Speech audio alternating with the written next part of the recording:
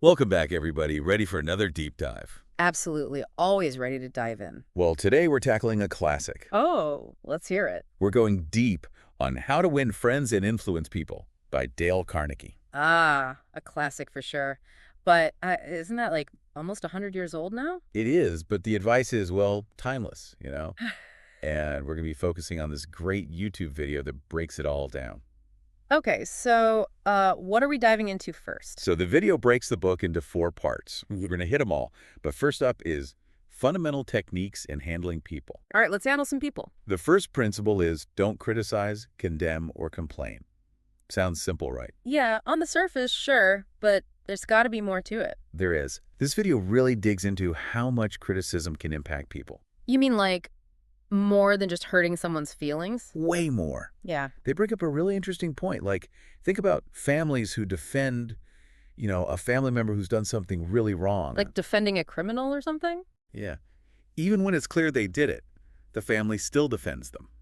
Huh, that's true. You see that a lot. I guess we just naturally want to protect the people we care about. Exactly. So imagine how powerful that feeling is for the person actually being criticized. Yeah, it's got a sting. Makes you think twice about criticizing anyone, really. Totally. And they tell this amazing story about Bob Hoover, a stunt pilot.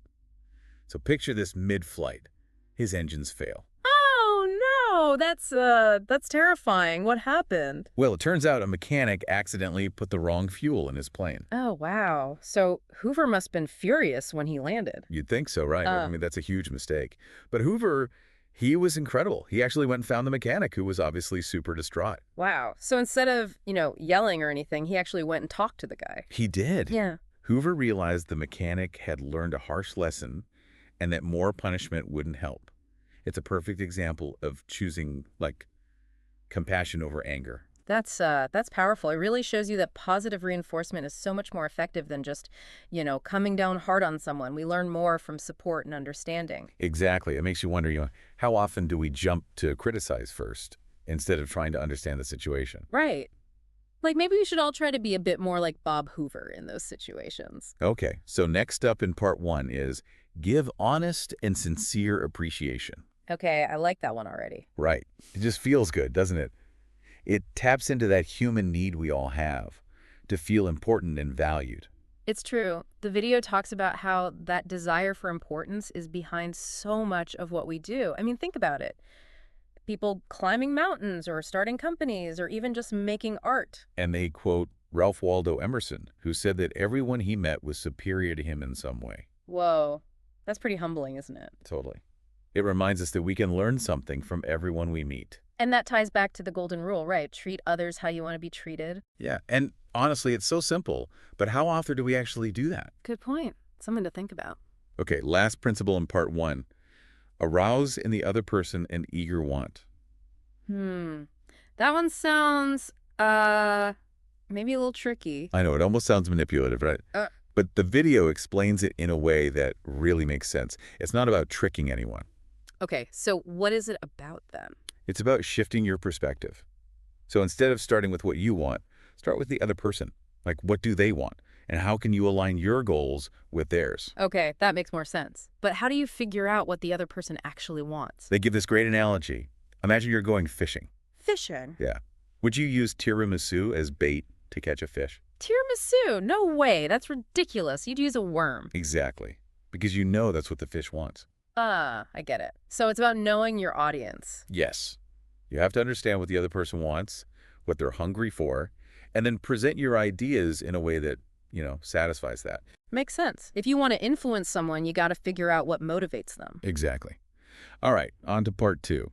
This one's called 6 Ways to Make People Like You.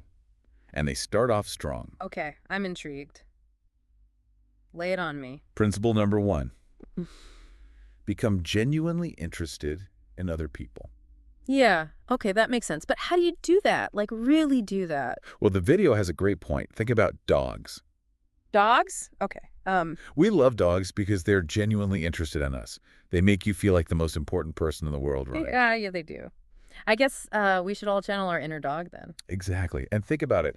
Have you ever met someone who's, totally self-absorbed, not a fun person to be around. Oh, totally. You can just tell when someone's not really listening, you know? Exactly. So just being genuinely interested in others, that's a huge step in the right direction, makes people feel valued. Yeah, and when people feel valued, they're more likely to, value you in return. It's a two-way street. Okay, principle number 2, smile. Come on, that's too easy. Everyone knows that. I know, right? But there's a reason it's in the book. There's actual science behind the power of a smile. Oh, yeah. Tell me more. So smiling actually triggers all these positive emotions, both for the person smiling and the person seeing the smile. It's like, it's contagious. Huh. Interesting. I guess it makes sense. You smile at someone, they smile back, everyone feels good. Right. And they tell this story in the video about a guy named William Steinhardt. He was a stockbroker in New York, kind of known for being grumpy. A classic New York story. What happened? Well, he decided to try smiling more, like all the time, at work, at home, everywhere. So, what happened? Did people think he was, losing it? Nope. The results were amazing. He had a more peaceful home life, less stress at work, and his income went up. Whoa. Seriously? Yeah. All from just smiling more. It's wild, right? It just goes to show that even a small change in your attitude can have a huge ripple effect. I guess, when you smile at someone, it makes them feel more comfortable, right? So maybe they're more likely to do business with you or just be nicer to you in general. Exactly. And it all ties back to what we were talking about earlier, positive reinforcement. Right. A smile is a super easy way to give positive reinforcement. Totally. Okay. Next up, remember that a person's name is to that person the sweetest and most important sound in any language. Ooh, good one. I'm so bad at names, though. Me too. It's a struggle. But honestly, after reading this, I realized how big of a mistake I was making. Like, when you don't remember someone's name, it's like saying, you're not important enough for me to remember. Ouch, yeah. Not a good look. So now when I meet someone new, I really focus on their name, repeat it back to them, try to use it a few times in the conversation. Yeah, I've heard that helps. Makes people feel seen, Totally. Okay, principle number 4. Be a good listener. Encourage others to talk about themselves. Now that's one I can get behind. Right. And the video has this kind of crazy statement to illustrate the point. They say that a person's headache is more important to them than, like, a famine killing millions of people. Whoa, that's a little intense. But I get the point. We're all kind of self-centered sometimes. Totally. And that's why listening is so important. Everyone wants to feel like their experiences matter, you know? It's like when you really listen to someone, you're telling them you're important, your thoughts matter. Exactly. Yep. And it's not just about passively listening, right? The video talks about the importance of active listening, like really focusing on what the other person is saying, asking questions, and showing that you're engaged. Right. Don't just wait for your turn to talk. Actually listen. They tell this funny story about a botanist who thought his host was like the most brilliant conversationalist ever. Turns out the host barely said a word. Haha. So the botanist just liked being listened to. Exactly. And honestly, being a good listener, it's a skill. It takes practice. But it's worth it, right? I mean, good listeners are always in demand. Okay, principle number 5. Talk in terms of the other person's interest. We keep coming back to this idea of focusing on the other person, don't we? We do. It's like the golden rule of making people like you. It's like that fishing analogy we were talking about earlier. Yeah. You got to bait the hook with what the other person wants. Uh-huh. Got it. So how do you actually do that? The video gives a great example. Say you want someone to subscribe to your YouTube channel. Okay, yeah, I get that. If you just talk about how you want more subscribers, people aren't going to care. Yeah, no one cares about your subscriber count except you. Right. But if you talk about how subscribing will benefit them, maybe they'll learn something new or be entertained, then they're more likely to subscribe. It's like you're making it about them, not about you. Exactly. Smart. And last but not least, we have make the other person feel important and do it sincerely. That one feels kind of like the big takeaway from this whole section, I think so too. It's like all of these other principles build up to this one. It's about putting all those techniques together to really connect with people, make them feel valued. And it has to be genuine, right? People can tell when you're just saying things to get what you want. Oh, yeah, for sure. Sincerity is key. Okay, ready to dive into part 3? Yeah, let's do it. This one's called 12 Ways to Win People to Your Way of Thinking. And the first principle is pretty powerful, I think. Okay, let's hear it. The only way to get the best of an argument is to avoid it. Ooh, that's good. I feel like I need that advice sometimes. Right. And they make a great point in the video, like, even if you win an argument, you might still damage the relationship. Yeah, you end up proving your point, but losing a friend, basically. Exactly. And most of the time, arguments just make people dig their heels in even more. Totally. So no one's mind really changes. Everyone just gets frustrated. Exactly. So how do we handle disagreements then? If we shouldn't argue, what should we do? Well, principle number 2 kind of addresses that. Show respect for the other person's opinions. Never say you're wrong. Ooh, that's a tough one. It's so easy to just blurt out, "You're wrong," when you feel strongly about something. It is. But you know what? It almost never works. And the video actually tells this funny story about the author buying these really expensive curtains. Oh, no. Buyer's remorse. Totally. He knew he'd overpaid, but when his friend pointed it out, he got all defensive. Yeah, we've all been there. I hate when that happens. But then another friend came over and just admired the curtains. And suddenly he felt comfortable admitting he'd messed up. It's funny how that works, right? Like, when someone just acknowledges your opinion, even if they disagree, it makes you more open to hearing their perspective. It's so true. Makes you realize how important it is to approach disagreements with respect, even if you think the other person's totally off base. Absolutely. Creates a much better environment for actually, working things out. Okay, principle number 3. If you are wrong, admit it quickly and emphatically. Okay, I like that one. It's definitely something I need to work on. And the video has this hilarious story about the author getting caught breaking the law with his dog.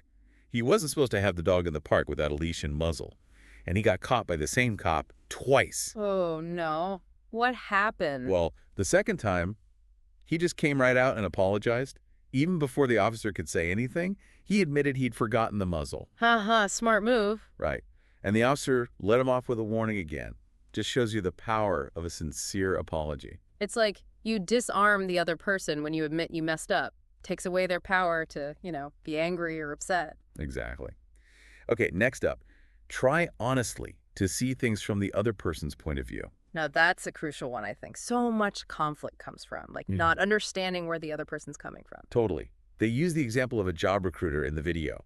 Think about how many applications those recruiters have to look through. Oh, I can't even imagine. It would be overwhelming. So if you can put yourself in their shoes, you can make your application stand out and actually address their needs. That makes sense. It's about being helpful, not just demanding. Exactly.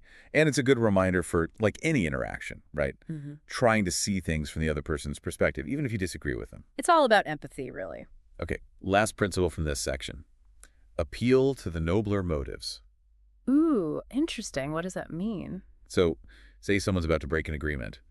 Instead of getting angry or threatening them, appeal to their sense of fairness or their desire to do the right thing. Okay, so it's like reminding them that they have good intentions. Exactly. Because most people do want to be good, right? They just sometimes need a little reminder. Good point. All right, on to part 4. This one's called 9 Ways to Change People Without Arousing Resentment. This feels like the ultimate goal, right? Like influencing people in a positive way. Yeah, for sure. It's about helping people become their best selves without making them feel bad about it. And they start off with a familiar principle. Begin with praise and honest appreciation. We've talked about this already, but here they really emphasize the importance of sincerity. Like not just giving empty compliments. Exactly. It has to be genuine. The video talks about how important it is to be specific with your praise, to acknowledge real accomplishments. Right. Good job. That doesn't really tell you anything. But if you say, hey, I really appreciate how you handled that difficult customer, that's much more meaningful. Exactly. And they tell this awesome story about a guy who was considered a lazy employee. Oh, boy. How do they turn that around? Well, instead of focusing on his shortcomings, his manager started looking for opportunities to praise him, like even small successes. And what happened? The guy's performance actually improved, just from feeling appreciated and recognized. That's amazing. Makes you realize how powerful positive reinforcement can be. We all want to feel valued, It's so true. Makes you think about how you treat the people in your own life. Yeah, good point. Maybe we should all be a little more generous with our praise. Okay, principle number 2. Talk about your own mistakes before criticizing the other person. Lead by example. I like it. Right. It's like saying, hey, I'm not perfect either. We all make mistakes. Totally. It makes you seem more approachable, more human. Exactly. And they have this great anecdote in the video about the author totally blanking on a simple question during a job interview. Uh-huh. No way. Really? Yep. And by sharing that story, he's showing that even successful people make mistakes. I guess it makes the other person feel less self-conscious about their own mistakes, you know? Exactly. It creates an environment where it's okay to mess up, to learn and grow. Okay, what's next? Principle number 3 is ask questions instead of giving direct orders. I see where this is going. It's about empowering people. Right. So instead of saying, do this, you say, what do you think is the best way to approach this? It gets people thinking for themselves, coming up with their own solutions. Exactly. And when people feel like they're part of the process, they're more likely to be invested in the outcome. For sure. Okay, last one from this section. Let the other person save face. This one feels kind of tricky to me. Yeah, this one's all about, like, being sensitive and tactful. Exactly. So it's not about avoiding accountability.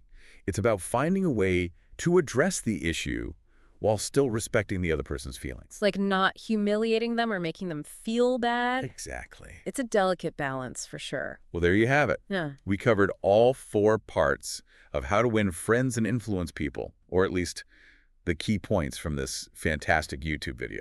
It's been a great deep dive. I feel like I learned a lot. And, it's amazing how relevant this book still is, even though it's so old. I know.